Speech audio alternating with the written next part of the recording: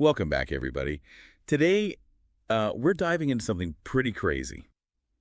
Trying to figure out how Donald Trump managed to win a second term as president in 2024. It's wild, right? You don't really see that very often, especially after a first term like his. So we've got excerpts from pasted text, which goes into a ton of detail about the entire campaign. And we're going to try to understand why America decided to bring Trump back. You know, to really understand it, I think we have to go back to the beginning, before the campaign even started. What was the mood of the country like? Yeah, good point. What was going on in America leading up to 2024? Okay, picture this. It's post-pandemic America. The country's still kind of reeling from everything, economically, socially, politically.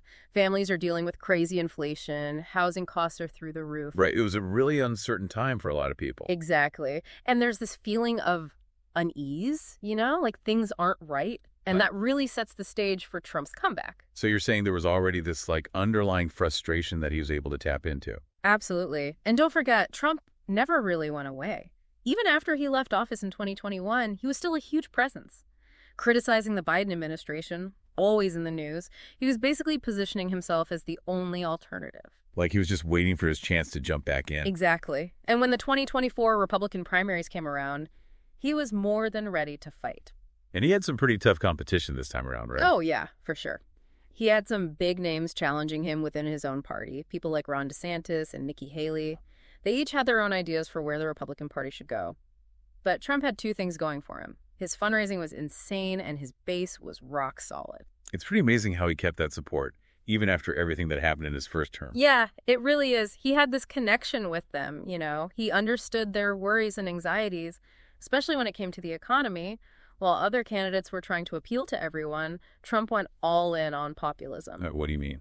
Well, for example, he kept talking about bringing back manufacturing jobs, especially in those states that had lost tons of factories. Yeah, I remember that. It was a message that hit home for people who felt like they'd been left behind by the system, and it worked.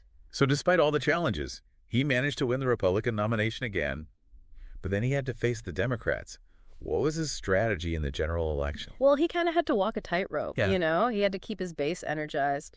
But he also needed to win over those moderate and independent voters. Yeah, that sounds pretty tricky. How'd he do it? He tried to tone things down a little bit, Right. Not be quite as aggressive as he was before. He talked about his economic record before the pandemic, things like low unemployment and GDP growth. It was like a make America great again message. Right. And he really focused on issues like public safety, immigration, and crime, things that people were really worried about. So kind of playing on nostalgia and addressing people's current fears? Did it work? Well, his economic message definitely resonated with people who were struggling, with inflation and everything. Exit polls show that he actually won back a lot of working class voters in places like Pennsylvania and Michigan. Wow, so he got back some of the people who had voted against him before. Mm-hmm. But I'm guessing there were still some obstacles in his way? Yeah, definitely. His style was still a problem for a lot of voters, especially in the suburbs. They wanted someone less, confrontational. And the debates with Biden were super tense, which didn't help. Those debates were brutal. They were. And all those fiery exchanges, the off-the-cuff remarks, they just created more criticism from the media and political analysts. Some people saw him as a danger to the country, while others saw him as someone who wasn't afraid to speak his mind. It was really like two completely different perspectives. Exactly. And let's not forget about the constant tension between Trump and the mainstream media. Yeah, that was a whole other thing. It played a huge role in the campaign. He basically bypassed traditional media outlets and focused on places like Truth Social to communicate directly with his supporters. That way he could control the message. Exactly. And meanwhile, the mainstream media kept focusing on controversies from his past and new allegations that popped up. It was a constant back and forth. It felt like the country was having two totally separate conversations. That's a great way to put it. The media landscape, with its echo chambers and all the partisan biases, just made the divisions in the country even worse. It was a mess. Yeah. One thing I remember vividly from the campaign was Trump's rallies. Those were huge. Oh, yeah, they were massive. They were a key part of his strategy to energize his base, especially in those battleground states like Pennsylvania, Wisconsin, and Arizona. Right, those states were really important for him. Absolutely. They were part of what people called the Red Wall, traditionally Democratic states that Trump flipped in 2016. He needed to win them again. And the rallies were like giant pep rallies, lots of patriotic symbols, people chanting USA, USA, and a lot of attacks against the Biden administration. So he was really reminding his supporters why they liked him in the first place. Right. But what were the Democrats doing to counter all of this? They tried to paint Trump as a threat to democracy. They emphasized the need for stability, unity, a return to normalcy after the craziness of his first term. Kind of like a calming presence, the opposite of Trump. Right. And that message worked with some voters, especially in the suburbs. They were looking for a leader who wouldn't be so divisive.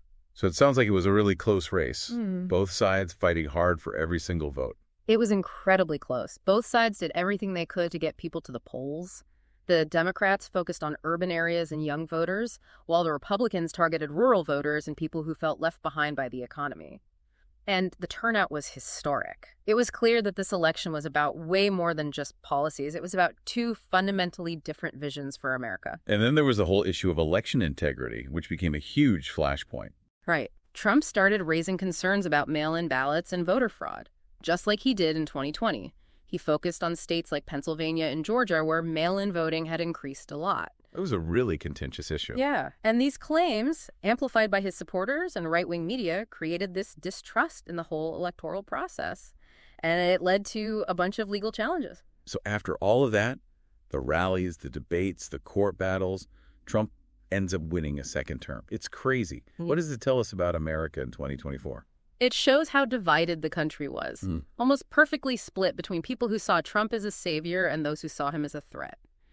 It was a division that went way deeper than politics. It was about culture, identity, values, the whole thing. So we left off talking about how divided the country was when Trump won a second term. What happened when he got back in the White House? Did he try to bring people together or just keep doing things his way? Well, you got to remember all those promises he made during the campaign.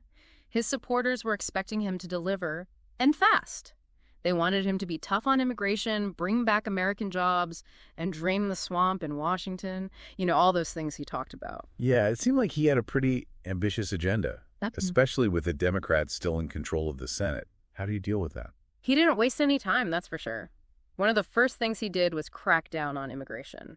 He tightened up border security, increased deportations, made it harder for people to get asylum in the U.S. That was a big win for his base, right? Oh, yeah, they loved it. Yeah. But it also caused a ton of pushback from Democrats and advocacy groups. They called it inhumane and cruel. It was super controversial. So right off the bat, we see that same confrontational style, that back and forth between the two sides. Exactly. And it didn't stop there. Remember how he talked about bringing back American jobs? He really doubled down on domestic manufacturing and energy production. How did he do that? Well, he put tariffs on goods coming from China, renegotiated trade deals like NAFTA. He said he was doing it to get better deals for American workers. And he rolled back a bunch of environmental regulations to help industries like coal and oil. So he was really trying to shake things up. But did those policies actually work? It's hard to say for sure. It's kind of a mixed bag. Some people say they created jobs, especially in manufacturing. He would always point to specific companies that opened factories or expanded their operations in the U.S. Like, see, it's working. But critics argue that those gains were offset by job losses in other areas, like renewable energy. And they said the tariffs just ended up raising prices for consumers. So some wins, some losses. It sounds like his economic policies were just as controversial as his immigration policies. What about his promise to drain the swamp? Did he manage to change things in Washington? He definitely tried. He kept going after what he called the deep state and the fake news media. He appointed people who were loyal to him to important positions in his administration, and he often clashed with career government officials, accused them of being disloyal or trying to block his agenda. And that created some chaos. Oh, yeah, for sure. There was a ton of turnover in his administration, lots of high-profile resignations and firings. Critics said that all the instability and lack of experience made it hard for the government to actually function. Sounds like a recipe for disaster. It wasn't easy, that's for sure. So on the domestic front, we see a lot of the same themes from his first term. Big, bold moves, mixed results, and tons of controversy. But what about his foreign policy? Did he change his America First approach at all? Not really. He was still skeptical of international organizations and agreements. He kept criticizing NATO allies for not spending enough on defense. And he even threatened to pull the U.S. out of NATO altogether. That must have made some European leaders nervous. Yeah, they weren't happy about it. They saw NATO as super important for protecting Europe from Russia. So those relationships remained pretty tense. What about other countries? How did they react to Trump being back in charge? It was a mixed bag, as you might expect. Some countries, like Israel and Saudi Arabia, were happy to see him back. They saw him as a strong ally who shared their interests. But other countries, especially in Europe and Asia, were more cautious. They remembered how unpredictable he could be, and they were worried about his America First agenda. So his second term was kind of marked by a lot of the same things as his first. Controversial policies, strained relationships, and just constant drama. Did any of that change as his presidency went on? Well, in some ways, things actually got even more intense. So we left off talking about how Trump's second term seemed to just ramp up the drama and division from his first term. Did things ever calm down? It's funny you say that because in a lot of ways, the intensity actually increased. Like, everyone was watching his every move, Oh, yeah. The media, the Democrats, even some Republicans who weren't on board with him, they were all waiting for him to mess up. Right. And the investigations into his business dealings and what happened during his first term, those were still going on. And then new allegations started coming out. It felt like there was always something going on. It sounds exhausting, honestly. Like the country was always on edge. Yeah, it was a wild time. And it seemed like it really got to Trump himself. He kind of withdrew, started relying on a smaller group of advisors, and his rhetoric became even more combative. It was like the pressure just kept building. And the country was still so divided. Did he ever try to, bring people together at all? That's one of the most interesting things about his second term.